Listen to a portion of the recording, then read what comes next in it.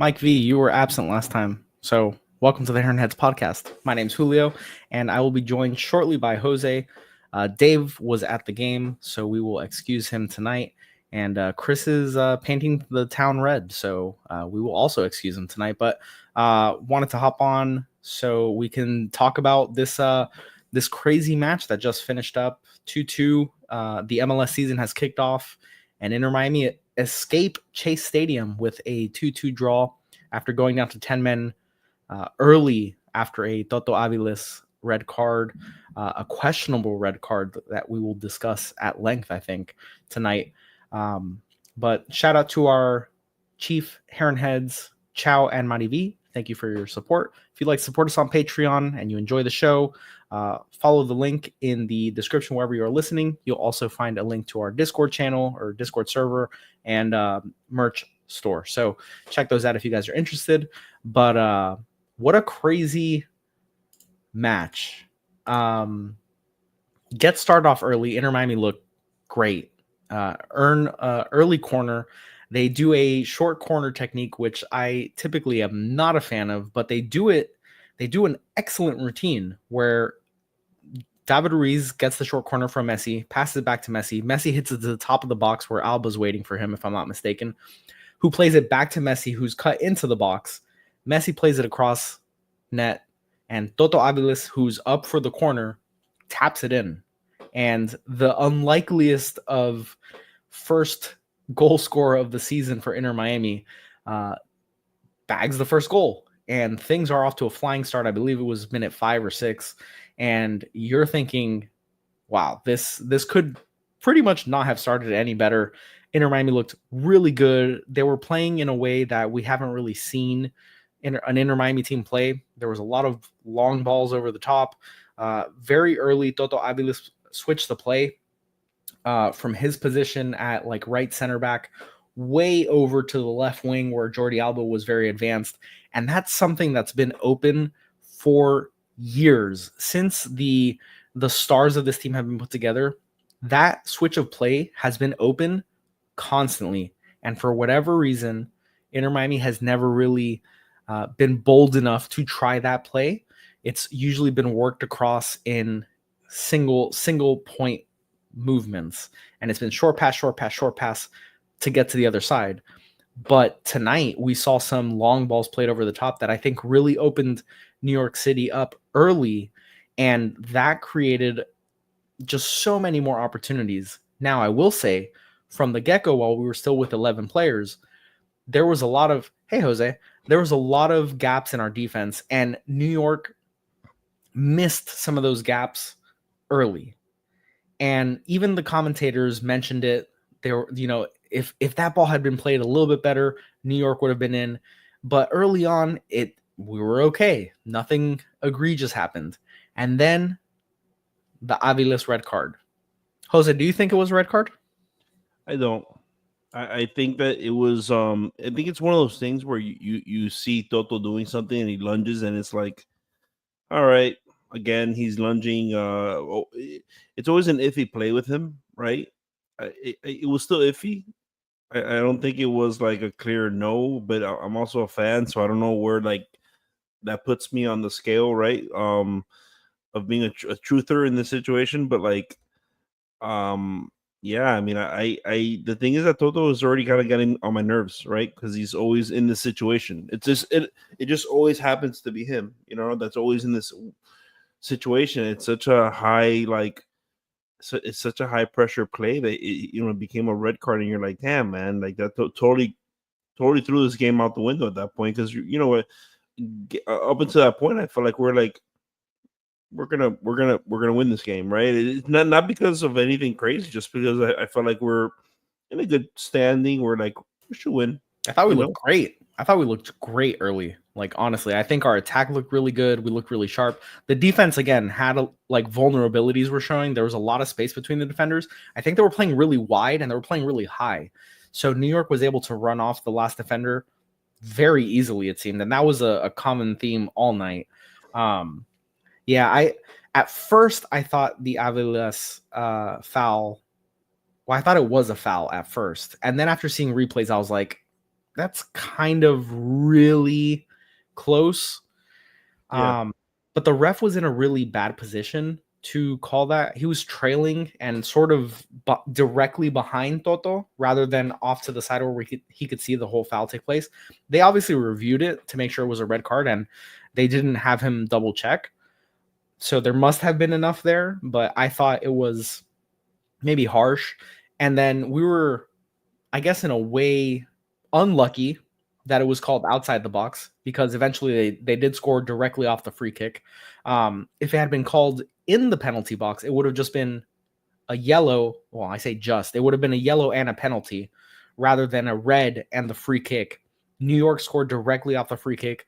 Awful defending on the free kick from Miami. They completely fell asleep, didn't mark the man that was off the wall. And they played a very simple ground pass to him, and he slotted it home, crossbody. I don't blame Ustadi whatsoever for that goal, that first goal.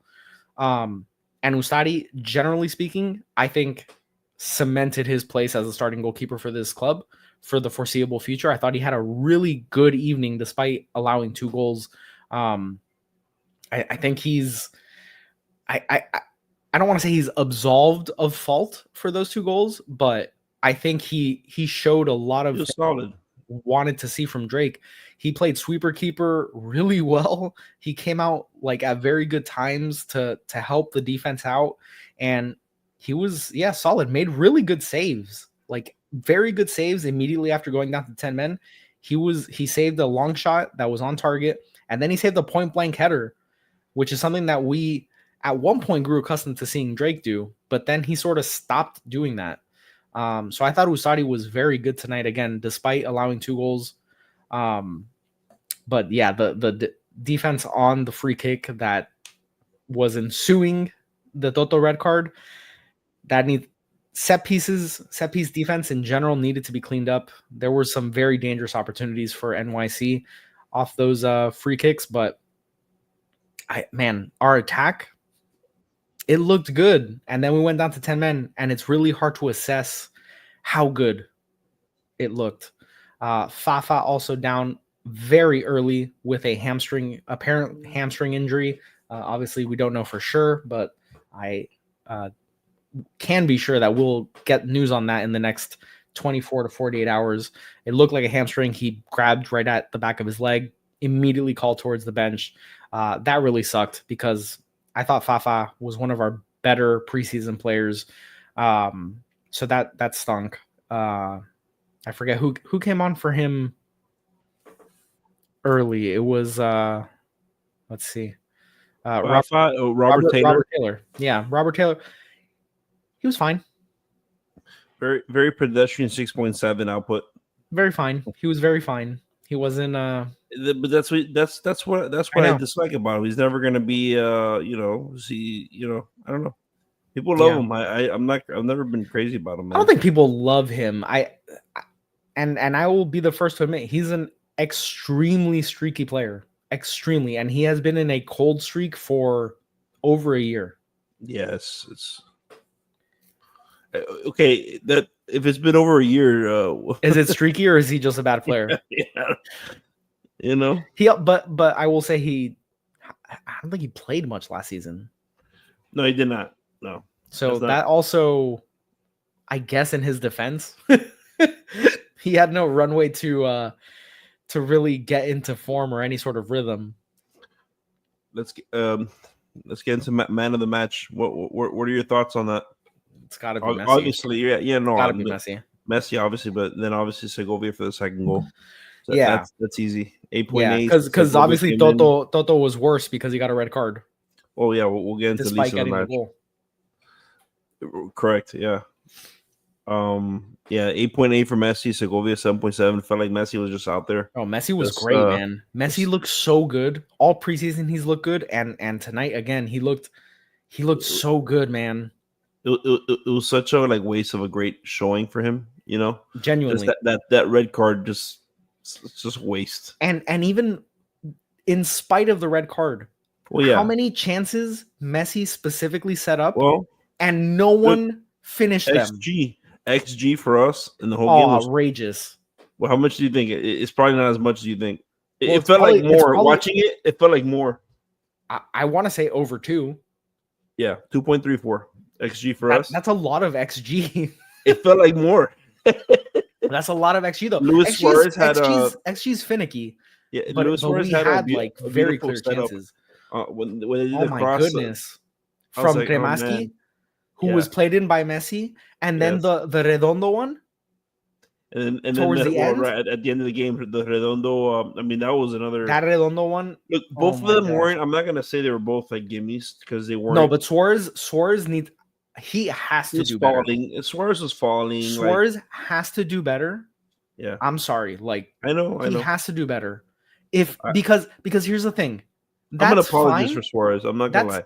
That's you know what? That's the kind of shot miss that you're like classic Robert Taylor.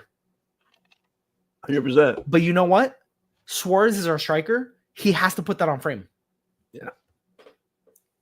So yeah, Messi, like if we were full 11 the whole match, I think Messi would have had like 4 goal contributions tonight because he looked so on it, man. Even the free kick was beautifully taken. Great save by the New York goalkeeper. That was a beautiful free so kick. Many. I thought that was so many dangerous passes, dangerous plays every time. That free kick would have been so beautiful. I genuinely think Mascherano has really put Messi in a position to have a better than last. Yes. I've already seen it. Like I've noticed it. He looks like more in sync with the team. It just looks like we're not really relying on him. I feel like we're not really relying on him, but we are. He's just in such a better position. I don't know how to describe it. He's in a better position to manage the field. Yeah. And manage the play. Like he gets the ball now and he's in the middle of the pitch and he's able to interplay and do the quick like 1-2 passes and get around players. Like he's just in such a better tactical position. That little exchange at the end when it was Frey, right? It was Frey that did an amazing job. Yes. Just being a bulldog. He just threw it up the pitch to Frey Messi. Is such a good dribbler of the ball. Yeah, it's unbelievable. I mentioned in the Discord. It was Frey to Messi, I think, and then from Messi to Segovia. Okay, so but if you notice, if you saw the interplay within the play, like Segovia, and this is where like we need a whiteboard for Jose. Yeah, I call myself third person there. If we put Segovia, like if you look at Segovia, he went this way, right? He took the defender with him to the right. Messi went to the left, right behind him, right, and he kind of like blocked the guy that was behind him. They literally made a little alleyway for the pitch. Just the little dump off that he had right up the gut there. Really good by beautiful Segovia. Play. Really it was good by a beautiful Segovia. Tandem play, and they haven't even started playing with each other. That's what I was gonna say. And I'm watching Segovia, and I was telling you guys, I was critical. I was like, I don't know if I see a Gomez, man. I'll tell you what, the Segovia guy. After that one play, it's not just that one play. At the end of the play, there was a miscommunication. Where he did a little spin move at the end and he threw the ball out of bounds. That was nice. A spin move and I was like, whoa. That. I liked that. I liked that. No, yeah, exactly. A great point because to be able to do that instinctually and like Messi can understand what he's gonna do, but Segovia may not understand what Messi's capable of doing, like at the pitch level, you know. So for him to be able to do that was really good and obviously so important because we lost 4 games last season. To start off this campaign with a loss at home really would have been disheartening for a lot of people. Just annoying, you know. Very annoying. New York always gives us a problem. We haven't beaten them since 2022, I think. Very stupid. They're not even overpowering. I don't get it.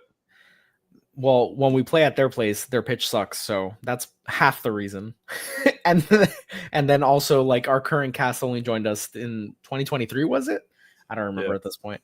But man, yeah, that play was great. Ian Frey's so good, and I put in the Discord like I wonder how good Ian Frey would have been 4 injuries, like without 4 major knee injuries or 3 major knee injuries. Like how good could he have been? Because it's a shame. He's like he still gets at it, man. Like he's running up the pitch, doing interplay, doing nice passes, good dribbles, and he fights for the badge, man. Like he actually genuinely fights for this club.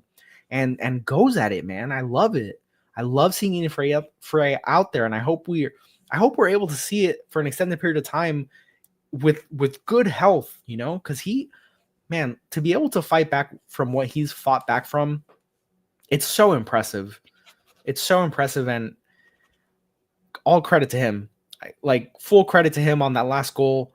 Obviously, Messi played the spectacular ball to Segovia, and Segovia did a great job finishing it too. A little chip ball over the keeper. In that circumstance, that was a beautiful situation. Chip. Yeah, man, in that situation to hit that ball, and that's hard. That's hard. That close to the keeper to just dink it over, but not so high that it goes over the net when you're that close. Great job on that goal. Very skillful. Genuinely great job on that goal. Now, just that alone, Gomez didn't have that. Gomez didn't bring that. No, probably that wasn't Gomez's game. But so it's cool that we're seeing players that are it's just obviously game 2, right? And we're already kind of seeing like, okay, this guy's pretty skilled. Okay, this guy's pretty good. And he came on late.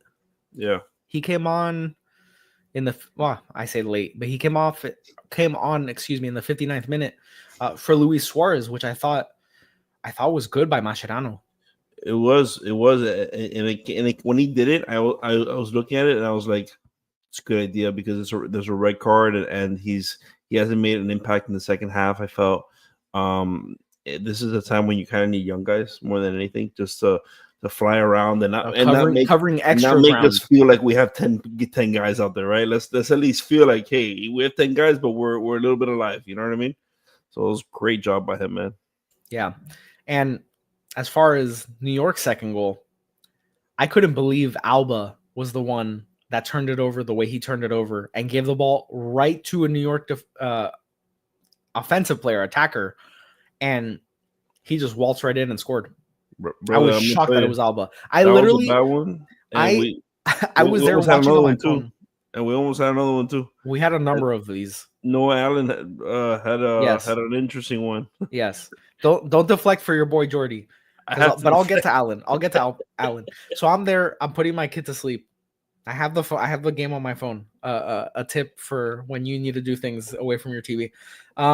So I'm watching on the phone, and I'm like, okay, Inter have diffused this last attack by New York. Let me pay attention while my wife was reading the bedtime story.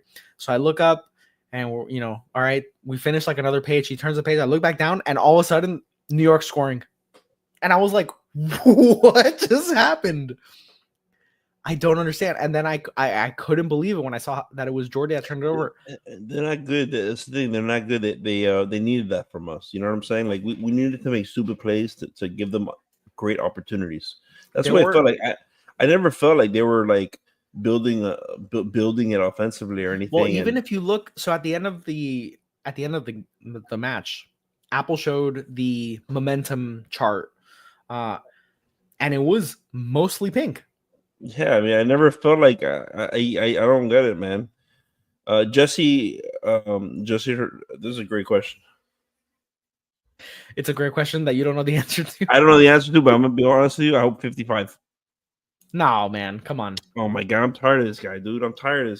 I really am, dude. It wasn't even his fault, right? Like I think that was not a bad one from all of them. From all of the one. Like, okay, how long have we had this guy already? Is this new? Is this new? Like, this is something that you're looking at. You're like, if you were to close your eyes, and I will tell you, somebody got a red in while defending. Who did? Oh, I would definitely guess Toto for sure. Like, and why is that? It's because this guy is just constantly living on the edge. Who do you put in? Oh, brother, I don't care, man. It's just.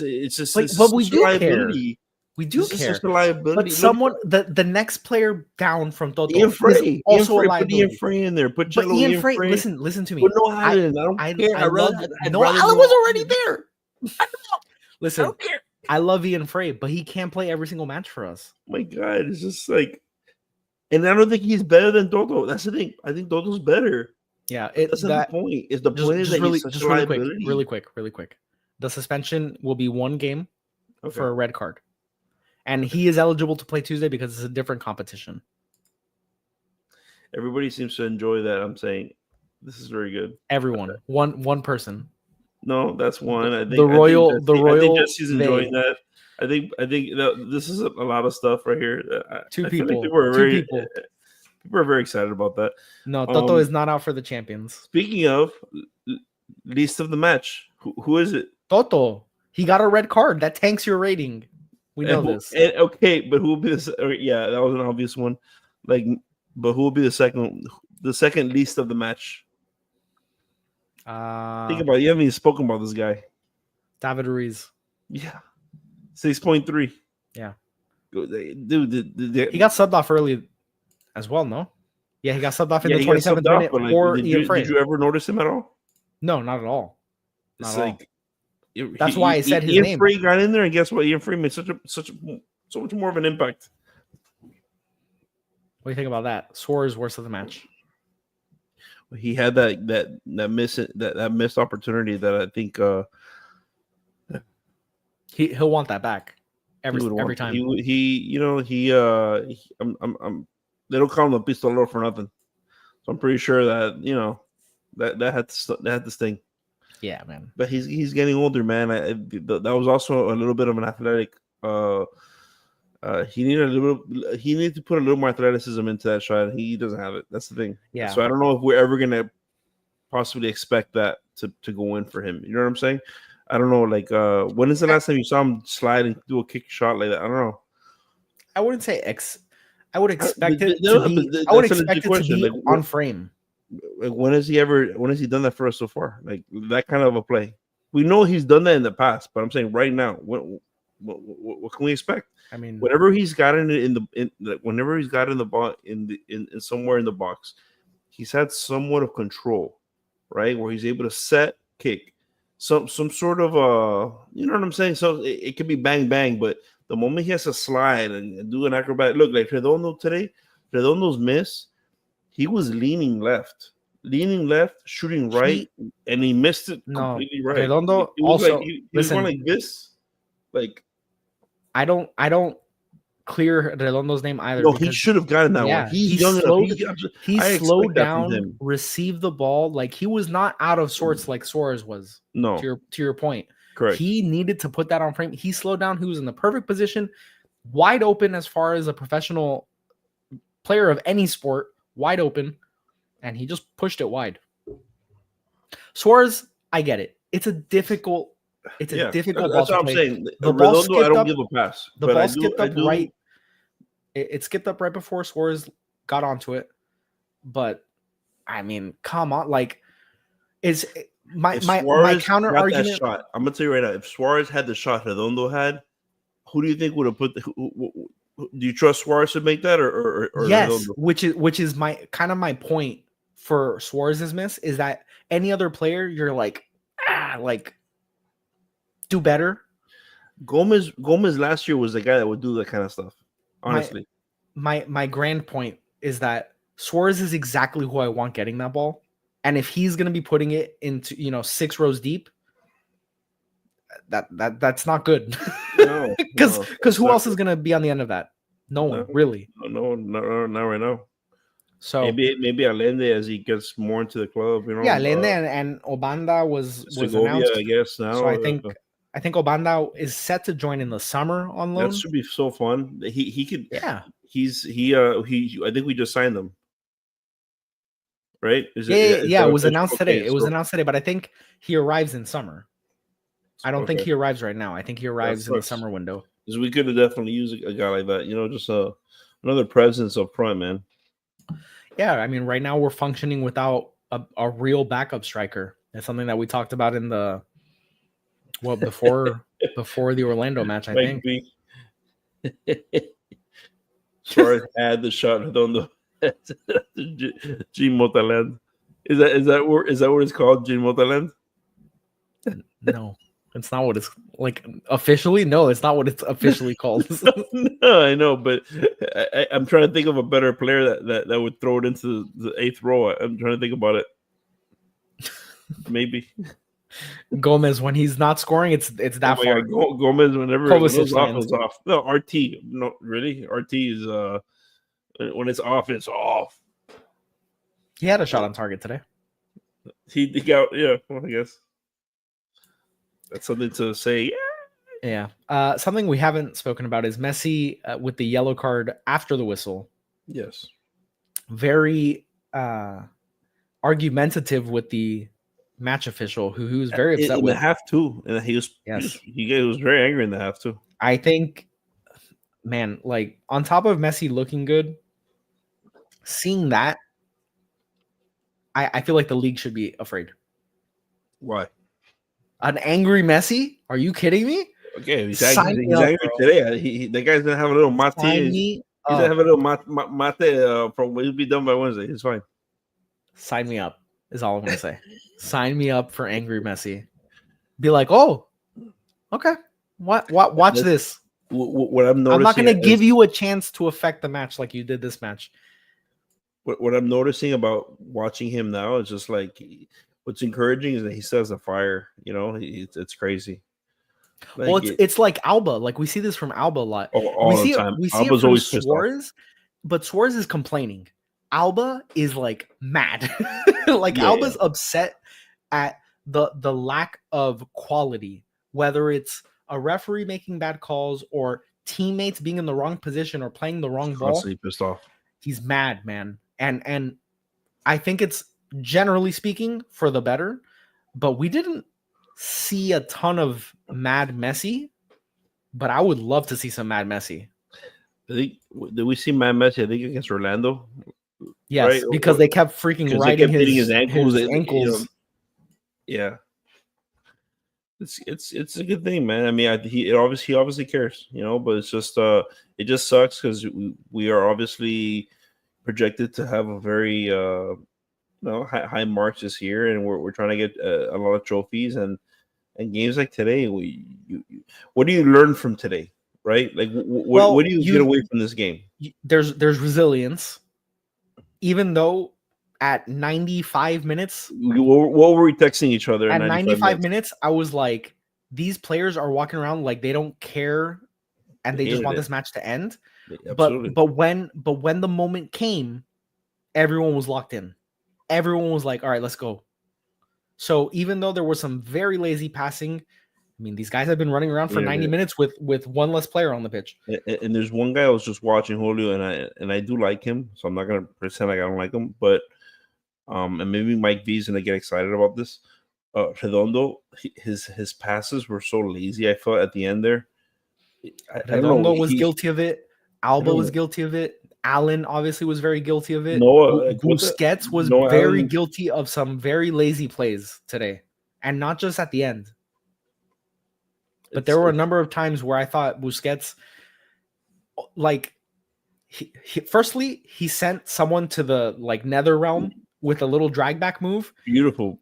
Ended some dude's career tonight. Like, we all witnessed a funeral without any, there was no festivity around it. It was just like, okay, cool, that guy's out of the league. But there were a lot of plays where he would try something silky like that and get caught. And this is what I was going to get to, of what did we learn tonight.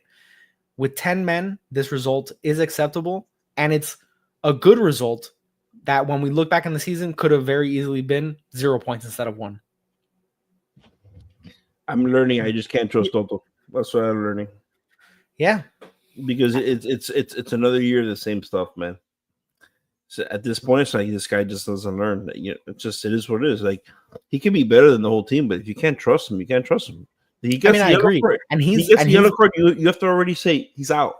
And he's being tasked with being like the number one center back, and he has to clean it up. He has to clean it up. There's no excuse. There's no excuse. If bad call or a good call, it's always Toto. To your point. What player do we always talk about that we're like, look, if he was this guy talented, right? Like in Real Madrid for many years, who was a guy that would play kind of similar to like his style? Yeah, you're alluding to Ramos? Yes. But he's not Ramos. This guy plays like that, but he's not Ramos. So it's like, so you're not playing at that level of talent, but then you're kind of killing the team. So it's like, and it would hurt Real Madrid whenever he would have these situations where he just have a stupid penalty called on him and a red card, and he gets sent off, and it's like it kills the whole momentum of the game. So Toto does that for us, and it's like, but it's not like you're playing at such a high level. It's and like, it sucks what are we getting at this? You know what I mean? It sucks because 10 minutes earlier he scores the opening goal. And you're like, okay, all right. Contribution, I like it. And then he goes and gets a red card. And to your point, if I was not watching the match, didn't watch any like play-by-play, and you said someone on Inter Miami got a red card, who was it? I would have said Toto. And it was Toto. And that's sort of what it boils down to, is he's always in a position where he's giving the match official the opportunity to give him a yellow or a red, and he needs to clean it up. It's unfortunate, but he needs to clean it up. Someone asked, does Calendar have competition at the goalkeeper spot? I think the position is Ustadi's to lose. I think Calendar cannot do half of what Ustadi does, in that Ustadi can actually play with the ball at his feet, playing mid-range passes that are on target. He played a ball straight to Messi, and it sparked a little play. Yes, Drake is not capable of doing that now in his career. Dude, he's not. No. And I feel so much more comfortable with Ustadi. I don't think Calendar has competition. I think he lost it. That's what I'm saying. I think it's Ustadi's to lose. I think it's Ustadi's to lose. Who knows, right? But like, who knows, right? Because Drake has been here. He's been our guy for the last for is it 5 years? No, 3. It might. I don't know. Whatever. Okay, you're gonna clip this out, and you're gonna send it to all our friends later. He lost it. He lost the competition. He wasn't even on the match sheet, which I thought was interesting, because I don't recall hearing anything as far as him picking up a knock in training. But Rios Novo was on the team sheet, which I thought was really interesting.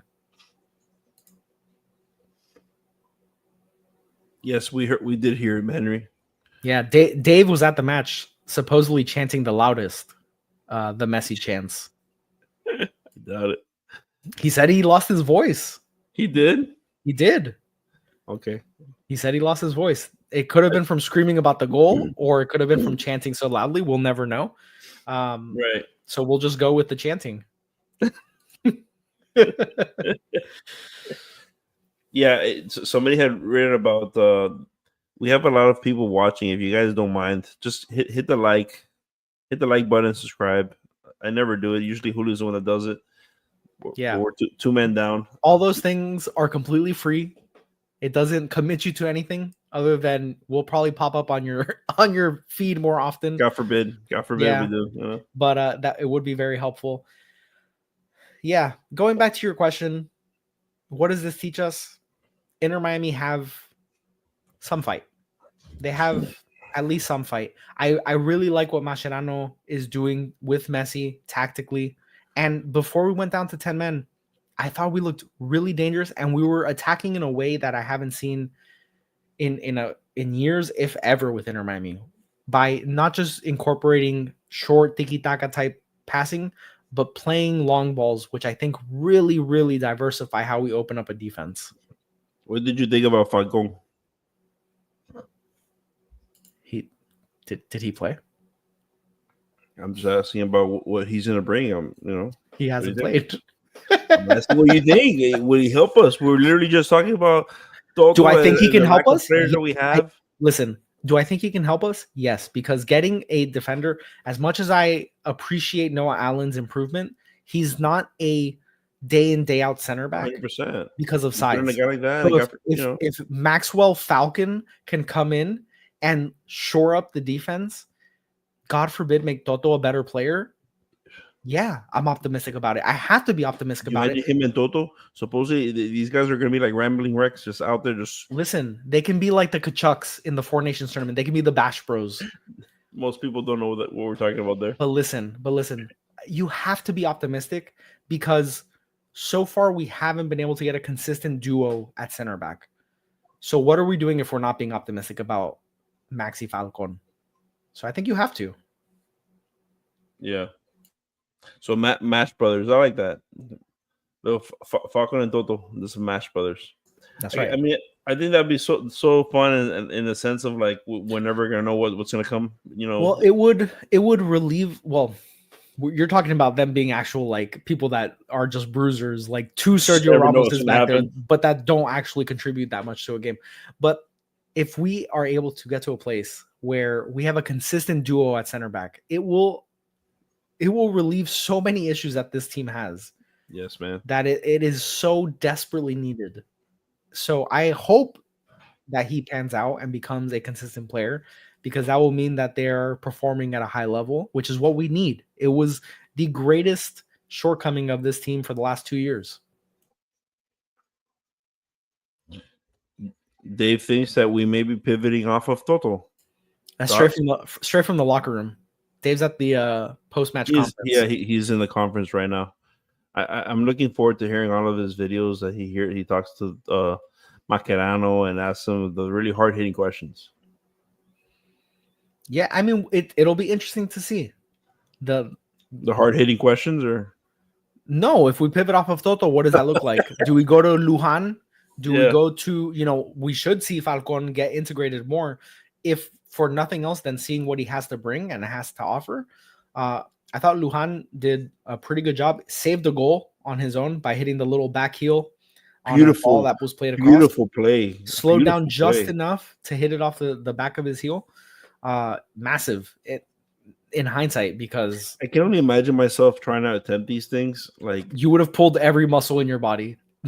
like we're talking about this, right? And that's like, and you understand like what this guy had to do. He had to put his leg, like it almost hit the back of his head. And that's if you were even in position to do what he did. I would have fallen into the goal and hit the goal post. Like it would have been so embarrassing. You would still be caught up in the netting. Get me out of here. That and then we're talking about like Suarez, you need to put that in the back of the net. Bro, this guy's old. He's almost 40. Yeah. Like, what do we expect? If he's out there, he needs to be. I hear you. I'm just saying, like, logistically speaking, this guy, like, how's this gonna happen? Like, ligaments don't work the same way, man. Guys, So Bando is confirmed to Miami. I think he will be arriving in summer. But that is not confirmed, so don't take my word for that. But Obando is confirmed. You can take my word for that. Poor OG. Stop cooking Suarez, please. Okay, so let's pivot to this, which I think is a good conversation to have. I don't think Redondo and Busi works together. It has to be one of them. When I saw the lineup, I thought this, because it felt like our midfield, quote unquote, the team sheet had us reading as a 4-4-2 with Fafa, Busi, Redondo, and Ruiz. And Crema also started. Did he not? You're looking, or?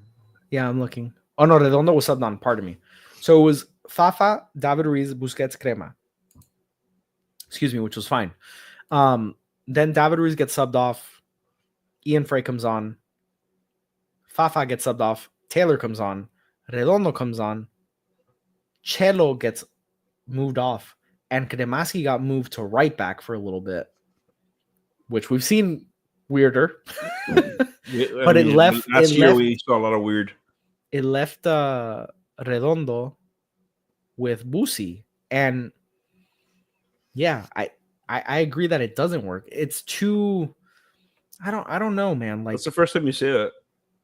Well, because like Redondo is just I haven't been able to put my finger on what it is that he does really well. I think he is which is a problem, by the way. I think he's a bona fide center mid, and we're trying to carve out a niche for him that he has. You're right. We don't know what he's great at.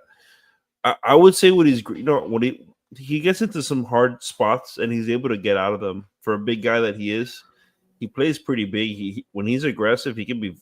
Well, he was really good against Kansas City, I thought, and using his physicality and using his body really well. Spurts. He has those spurts where you see it and you know what he is. He's an aggressive center mid that he's a bully. And he's able to kind of, shake out of hard situations better than others. To be honest, he's not. But I don't know. I don't know what it is. I don't know what it is that he gets these awkward like spots in who we Real shipping. quick, Christian, thank you for the super chat. Ship the ref to Afghanistan. Yeah, questionable calls, and Messi obviously gave him an earful at the end of the match. That's good. I read that differently. Ship the ref. I was like, wait, yeah, no, who's the ref? Like you, yeah, yeah. get this guy out of here.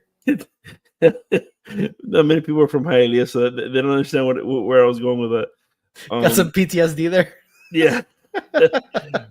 But yeah, man. I mean, it's like one of those things that it's like I don't know what Redondo brings, but I've never felt like he does well with him. You know who I felt like he did well with? Honestly, Bright. I don't know why. I felt like those two were kind of bulldogs together, and they were just kind of center defense mids kind of thing. And they did good at that, right? Well, I feel like when we saw Redondo and Bright was when we were seeing Busquets at center back a lot. So Redondo wasn't really playing alongside him, and when he has, it has been very. What is he doing? Like, what is he doing here? Kind of, other than taking up a position. You can see the talent with Redondo, but it's always like a degree off, one standard deviation off, and we haven't quite unlocked him yet. We haven't. That's what my grand thing is. We just haven't unlocked him yet. But the best that I saw him was they put him as center defense mid, and they're like, it almost like takes pressure off of him. I felt, where it's like, this is your job. You know what I mean? Just help with the defense, and then push the ball up because we need the ball to be pushed up. You know what I mean?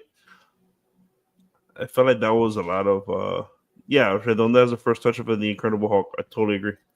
It's like it's such a hard foot, you know what I mean? And it's hard when you're center mid because you have to have a tight touch.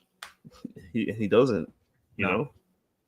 So it almost like, okay, so where would we put him at? He can't be a wing. He's not fast enough for that. Yeah, no.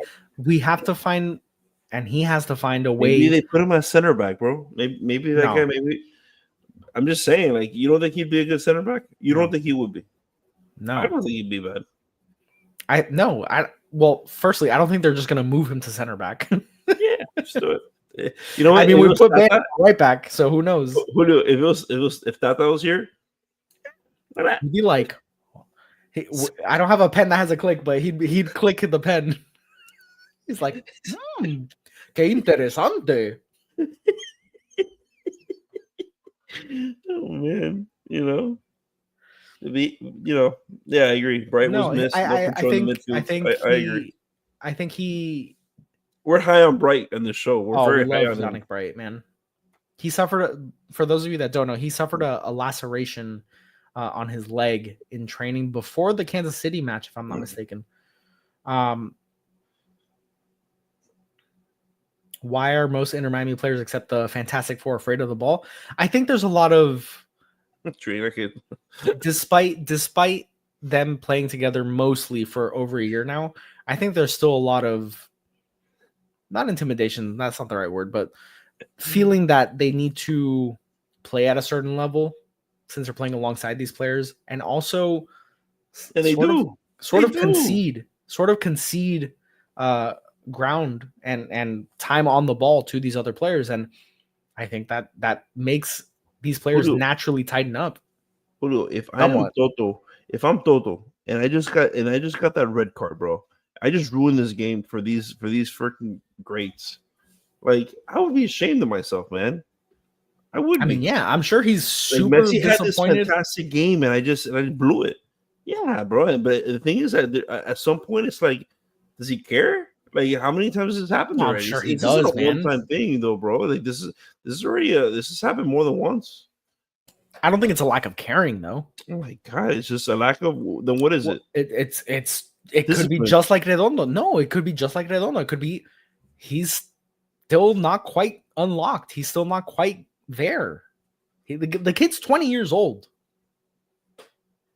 Well, I'm not smiling, Henry. I'm just saying how mad I am about the Toto.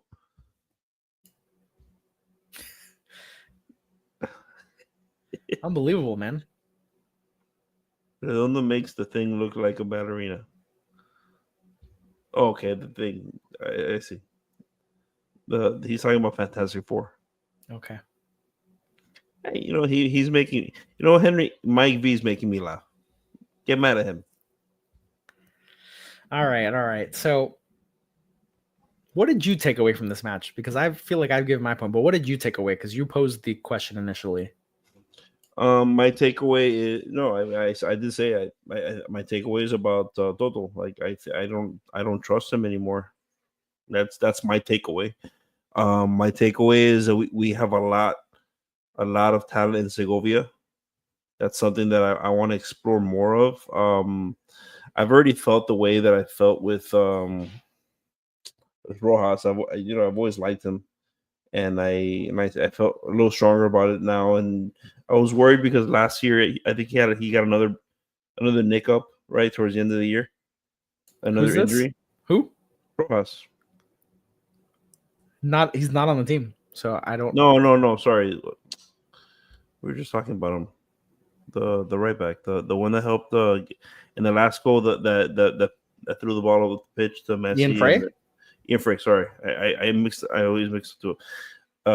Ian Frey, whatever. You're right. Ian Frey. One thing I liked about him was I feel like I want him to get more playing time over Cello. I mean, listen, I would love it. I just think there's the health concern with him.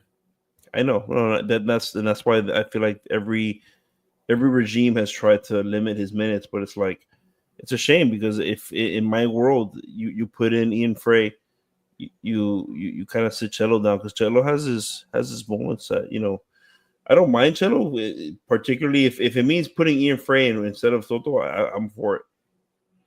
Yeah, I mean, at this point, I'm for it. I agree. I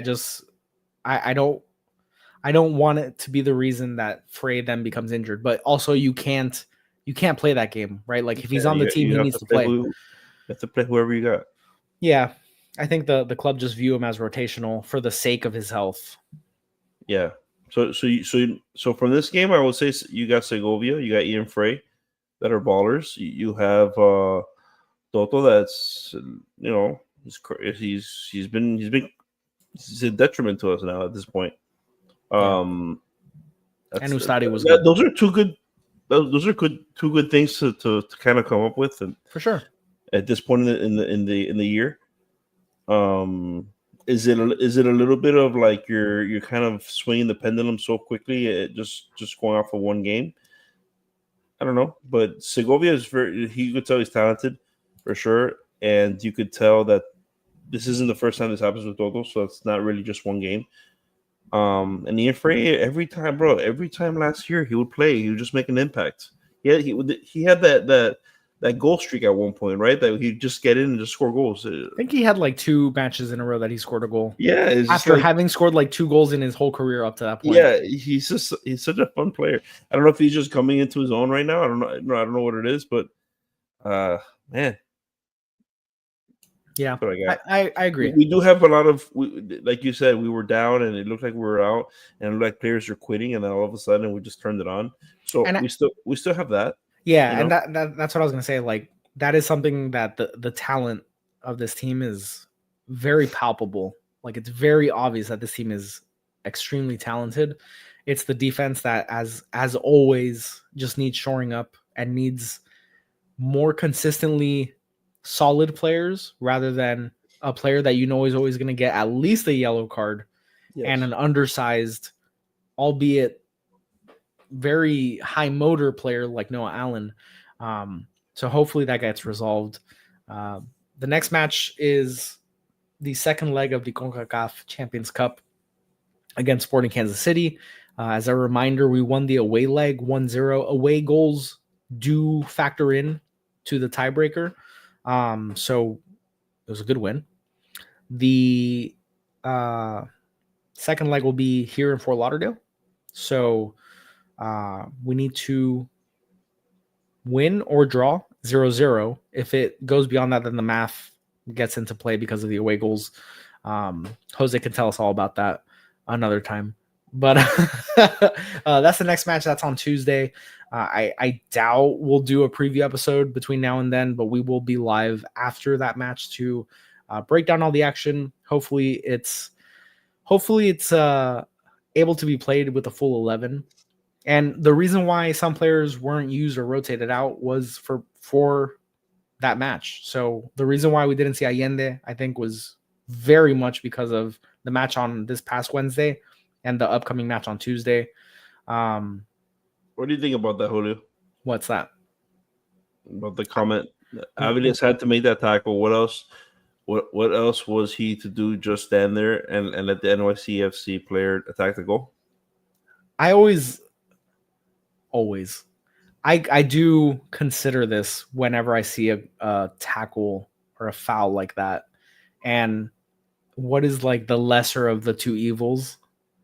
Because if he did just sort of like give up after he knew he was out of position instead of taking the foul, I don't know if we would be as upset without knowing that if he tackled him, he'd get a red card. It's extremely hard to say. You never want to see a player give up on a play, but maybe there was a better way of going about it, which I don't know if there was. It's hard. That's a very difficult. That's like an ethical question, right? Like, do you save? Yeah, it's like a train question. For me, it's not so much about that particular play. For me, with him particularly, I think he's a very talented player. I think he's talented. I just think he makes a lot of boneheaded decisions, and I think it's like he's always on the cusp of getting a yellow card. It is what it is. Yellow card, Inter Miami, Toto. Everyone knows. It's just there's no game that passes by that he doesn't have a suspension upcoming. We're gonna remember this by the end of by mid-season, end of the season. We're gonna start. There's a tally, right? And then at that point, we're gonna have to get suspensions and stuff like that. How many do you think he's gonna have by the end of the year? It is what it is. That's how he plays the game, man. So it's not so much about this particular play. In this particular play, I actually thought it was clean. I thought it was a clean play. But that's after looking at the replay and all that stuff. But the problem is that it's just like, like every single time, it's not so much about did he touch the ball first. I think he did. But for me, it's just he's always in the same spot, always in the same predicament that he's about to get thrown out of the game. Yeah, change your mind. I agree. No, I agree. It's in the 20th minute. Perhaps maybe you kind of like say, let's let this 20-minute I think yellow card go. I think goes to what I said a little earlier. Is Toto has a very bad habit of giving the ref the opportunity to make that call. Correct, and he has a really bad standing in the league in that sense, right? Everybody knows he's a rough player. Yeah. He's our bully in that sense. Yeah, definitely developed a bad reputation for his tackles, and yes, unfortunately, that's just the reality of the situation. The ref may have been wrong, may have been mistaken if it was a red card play, but at the end of the day, he can't give the ref the opportunity to make that call, and that's the bigger argument. So, well, we're coming up on an hour here. I don't know if you have anything else you want to add here, Jose. I'm good, man. I've hate on Toto and people are pissed off about it. Well, Inter Miami pulled it out. Messi, incredible. I thought Messi, like, very obviously was the man of the match. I thought he had an incredible game. Incredible game. Messi game. He's had a really strong start to the season. Obviously, we're only like 2 matches in here, but you can see something that's still there. Definitely a hunger and a desire to still compete at a very high level. So that's extremely promising for any Inter Miami and Messi fan. So we'll see you guys on Tuesday night after CONCACAF Champions Cup, second leg against Sporting Kansas City. Let's hope it's a just straight up win. Let's not have to sweat it out. Let's not have to go to pens, please. And hopefully no red cards. Toto will be eligible, so it'll be interesting to see if he gets the start. Do you think he starts? That'll be my only question that I ask you about Sporting Kansas City. I'm interested to see how Mascherano is going to approach it. I agree. So, do you think he's going to start? I don't know. I don't know how he handles his players. If he strikes me as a player coach, so I think he's going to put him back in. Okay. If I also think he starts. I think if he's not a player coach and he's gonna try and straighten us up a little bit, I think I'll sit him down just to prove a point. That was a very Dave answer, by the way. It really was on the fence. Oh my very God. well. So, it really was, but I think he's gonna start. I think he's gonna start. But I wish he would kind of straighten us out a little bit, because I think sometimes we get a little bit over ambitious with letting our emotion get the most of us. Yeah, we have that. I have something I've noticed. Agreed. So, with that said, so eloquently, I think that'll be it for us tonight. Thank you to everyone for watching the Heron Heads podcast, your first stop for all things Inter Miami. If you haven't already, please hit the like and subscribe buttons. It helps us out a ton, completely free for you guys. And we'll see you Tuesday night, same place. So, yeah, that's all I got to say. Bye.